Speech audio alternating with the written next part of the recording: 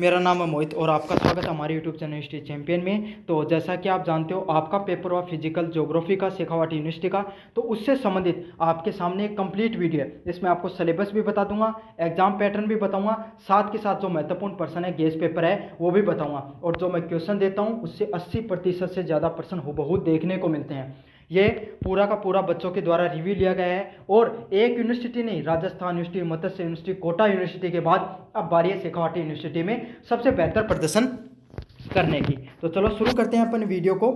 तो सबसे पहले आपका एग्जाम पैटर्न की बात करूं, इस बार जो आपका पेपर है वो कितने नंबर का देखने को मिल रहा है? 100 नंबर का देखने को मिल रहा है। कितने नंबर का देखने को मिल रहा है? 100 नंबर का देखने को मिल रहा है। और इसमें से जो 70 नंबर का आपको प्रैक्टिकल होगा पेपर होगा और 30 नंबर का आपको इसमें से क्या देखने को मिलता है, और 30 नंबर का आपका उसके अंदर जो वो करवा देते हैं, इंटरनल एग्जाम भी करवा दी जाती है। तो क्या तो 100 नंबर का आएगा नॉन कॉलेज वालों के लिए, 70 नंबर का आपको पेपर देखने को मिलता है। जितने भी नंबर का पेपर आए आपको 40 अंक चाहिए उसमें से पास होने के लिए। सबसे ज़रूरी बात यही है, चाहे 100 का आए चाहे 70 का आए, आपको 40% अंक उसमें से लाने होते हैं। एग्जाम के पैटर्न की बात करें, आपका एग्जाम इस बार 3 फॉर्मेट में दिखाई दे रहा है। सबसे पहले सेक्शन ए में आपको देखने को मिलेंगे 10%, 10 के 10 कौन से आते हैं? छोटे वाले अति लघुतरात्मक प्रश्न देखने को मिलते हैं और 10 के 10 प्रश्नों को करना अनिवार्य होता है। फिर आता है सेक्शन बी, उसमें से आपके सामने टोटल है, आपके सामने चारों यूनिट से आपके सामने 8 प्रश्न देखने को मिलेंगे जिसको लघुतरात्मक प्रश्न बोलते हैं वो वाले, और उसमें से आपको क्या ऑप्शनल मिलेंगे, उसमें से आपको कोई 4 करने होते हैं। फिर आपके सामने सेक्शन सी आता है, उस सेक्शन सी में आपको देखने को मिलते हैं 4 प्रश्न लॉन्ग टाइप क्वेश्चन, उनमें से कोई 2 प्रश्न आपको वैकल्पिक रूप से करने होते हैं। और ये 4 प्रश्न किसी भी यूनिट से आ सकते हैं, उसमें से कोई फिक्स नहीं रहता है। लघुतरात्मक प्रश्न है वो फिक्स एक एक यूनिट से 2-2 प्रश्न देखने को मिलते हैं, लेकिन निबंधात्मक प्रश्न में इस बार कोई भी नियम नहीं बनाया गया। अब काफ़ी बच्चों का ये सवाल रहता है कि सर हम कितनी पेजेस कितने भरें जिससे हमारा पेपर अच्छे से हो। तो सबसे पहले आपका सेक्शन ए आता है, इसमें से 10 छोटे वाले प्रश्न देखने को मिलते हैं। 10 के 10 प्रश्नों को आप 3 से 4 लाइनों में, जिससे ज़्यादा आपको बिल्कुल भी नहीं करना है। और इन 10 प्रश्नों को करने से आप आधे घंटे से ज़्यादा का समय बिल्कुल भी मत लेना। फिर सेक्शन बी की बात करूं, आपको इसमें से आपके सामने आपके 4 प्रश्न देखने को मिलेंगे बड़े वाले, और ये सबसे इंपॉर्टेंट भी है। इस बार सबसे ज़्यादा वेटेज इन्हीं का देखने को मिल रहा है, जो निबंधात्मक, और इन दोनों का बराबर सा ही वेटेज है इस बार। तो इसमें से आपको क्या करना है, इन चारों प्रश्नों को 1.5 पेज से में करना है, मतलब एक पेज कंप्लीट आगे पीछे का और एक दूसरा पेज है, उससे हिसाब से आपको कर लेने हैं। इसमें आप कितना टाइम ले सकते हो? आप इसमें से टाइम लोगे 1 घंटा और 30 मिनट, समझ में? 1.5 घंटे में आपको चारों प्रश्न को कर लेना है। फिर सेक्शन सी आएगा, इसमें बड़े वाले प्रश्न आपको देखने को मिलेंगे। 2 प्रश्न करने हैं और इसमें आपको 2.5 पेजेस में करने हैं, आगे पीछे का एक, दूसरे आगे पीछे का एक और तीसरा पूरा पेज। इस प्रकार से आपको 2.5 पेजेस में करना है। और आपको मैं बात बता दूं, इसमें से आपको कितने पेज वो हो जाएगा, आपको कितना कर लेना, आपको टाइम कितना लेना? 40 मिनट। एक प्रश्न को करने में 20 मिनट हमें आप आराम से कर लोगे। टोटल पेजेस की बात करूँ, मैक्सिमम पेजेस मैंने बताएं तो 17+ पेजेस अगर आप भर के आ जाते हो एग्जाम में तो इनफ है। इससे बाहर आपको कुछ मतलब बहुत आराम से आप पास हो जाओगे। अब बात करेंगे यूनिट वाइज आपके सामने। तो सबसे पहले यूनिट है, इसमें क्या देखने को मिलता है फिजिकल ज्योग्राफी के पेपर में आपके सामने? Composition of structure of atmosphere. तो आपको एटमॉस्फेयर जो वायुमंडल का क्या कंपोजिशन है, isolation of heat budget, distribution of the atmospheric temperature, तो तापमान का किस प्रकार से वायुमंडल में जो बटा हुआ होता है, एटमॉस्फेरिक प्रेशर, जो तापमान, जो वायुमंडलीय दबाव की बात की गई है, pressure belt, wide circulation, wind circulation, वायुमंडलीय पीरियोडिक एंड लोकल वेल, और जो आपके सामने जो वायु जो हवाएं चलती है धाराओं से संबंधित है।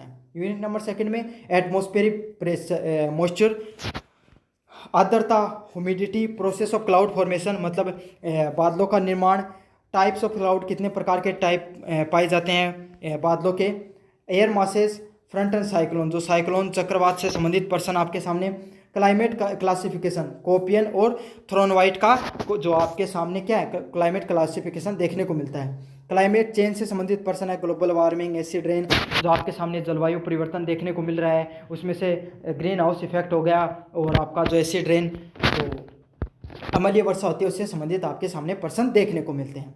यूनिट 3 की बात करें, नेचर एंड स्कोप ऑफ ओशियनोलॉजी, जो समुद्र की जो स्थलकृतियों से संबंधित प्रश्न, ओशियन बटन जो रिलीफ होता है, जो ओशन समुद्री जो स्थलकृतियों से संबंधित अंटार्कटिका और पैसिफिक ओशियन से संबंधित प्रश्न देखने को मिलता है। प्रशांत महासागर और अल्टार्कटिक महासागर से संबंधित ओशियन टेम्परेचर, जो समुद्री तापमान का किस प्रकार से विघटन है उसके बारे में।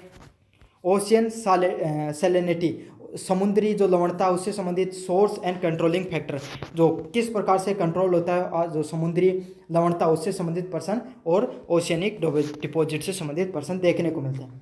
यूनिट नंबर 4 की बात करूं, समुद्री धाराएं, type of impact of tide, तो ज्वार भाटाओं का क्या प्रभाव होता है। फैक्टर एंड टाइप, कितने प्रकार के ज्वार भाटा होती हैं उससे संबंधित। कोरल रीफ से संबंधित आपको सामने प्रवाल बत्ती से संबंधित आपको प्रश्न देखने को मिलता है। और साथ के साथ आपको थ्योरी ऑफ डार्विन की, मुर्ले की और डेले की थ्योरी आपको देखने को मिलती है। तो इन थ्योरीज को भी आपको अच्छे से करना है। तो ये सारे के सारे आपके सामने प्रश्न है। जो सिलेबस है वो आपका ही सिलेबस देखने को मिलता है एग्जाम में। अब देखेंगे इंपॉर्टेंट क्वेश्चंस की। इंग्लिश मीडियम वाले और हिंदी मीडियम वाले दोनों विद्यार्थियों को मैं समझाऊंगा अच्छे से कौन से प्रश्नों को अच्छे से करके चले जाना। तो यूनिट फर्स्ट में वायुमंडल की संरचना और संगठन का वर्णन कीजिए। Describe the structure and composition of the environment, तो जो आपका इन्वायरमेंट होता है उसकी क्या संरचना और संगठन होता है आपको उसके बारे में बताना है। ऊष्मा संतुलन, हीट बजट क्या है, इसके घटकों की व्याख्या कीजिए।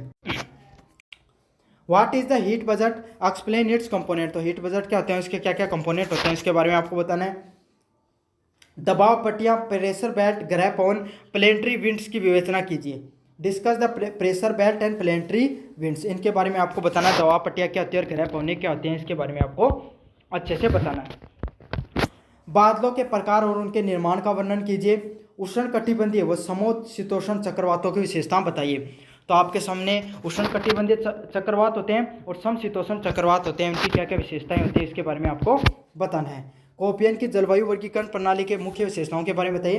तो कोपियन की जो जलवायु वर्गीकरण की प्रणाली होती है उसकी क्या क्या मुख्य विशेषताएं होती हैं आपको उसके बारे में बताना है। काफ़ी ज़्यादा मोस्ट इंपॉर्टेंट क्वेश्चन है यहाँ पे, चक्रवात वाला और कोपियन वाला, अच्छे से करके चले जाना, देखने को मिलेगा। अगले वाले प्रश्न की बात करें आपके सामने यूनिट नंबर 3 के सबसे इंपॉर्टेंट प्रश्नों की। महासागरीय तलीय स्थल रूप, ओशियन बॉटम रिलीफ का वर्णन कीजिए। What describe the ocean bottom relief feature. महासागरीय जल की लवणता, सैलिनिटी को प्रभावित करने वाले कारकों की व्याख्या कीजिए। तो समुद्र के जो जल में लवणता पाई जाती है उसको प्रभावित करने वाले प्रमुख कौन से कारक होते हैं उनके बारे में बताइए। महासागरीय अवसादों, ओशियन डिपॉजिट के प्रकारों का वर्णन कीजिए। Describe the type of ocean deposit, तो किस किस प्रकार के जो महासागरीय अवसाद पाए जाते हैं उसके बारे में आपको बताना है। ये भी काफ़ी ज़्यादा मोस्ट इंपॉर्टेंट प्रश्न है। अगले वाले प्रश्न की बात करूं, महासागरीय धाराएं, ओशियन करंट के कारणों और प्रभावों की विवेचना कीजिए। तो महासागरीय धाराओं के क्या क्या कारण होते हैं, कैसे वो पैदा होते हैं और उनके क्या प्रभाव होते हैं इनके बारे में बताइए। जवार टाइड्स की उत्पत्ति के सिद्धांत की विवेचना कीजिए। Explain examine the theories of tide, origin of tide, तो आपके सामने जवार होते हैं उनकी उत्पत्ति के सिद्धांत की विवेचना कीजिए। ओरिजिन ऑफ टाइड से संबंधित आपको प्रश्न बताना है। प्रवाल भित्तियाँ, कोरल रीफ के निर्माण संबंधित डार्विन के सिद्धांत की आपको व्याख्या करनी है। तो प्रवाल भित्तियाँ का निर्माण संबंधित आदो डार्विन की जो व्याख्या वो करनी है। Explain the Darwin theory of the coral reef formation. तो यह आपके सामने जितने भी इंपॉर्टेंट क्वेश्चन थे सारे के सारे मैंने आपको करवा दिए हैं, अच्छे से कर लेना। PDF वो आपको टेलीग्राम चैनल पे देखने को मिल जाएगी इनके सॉल्यूशन की।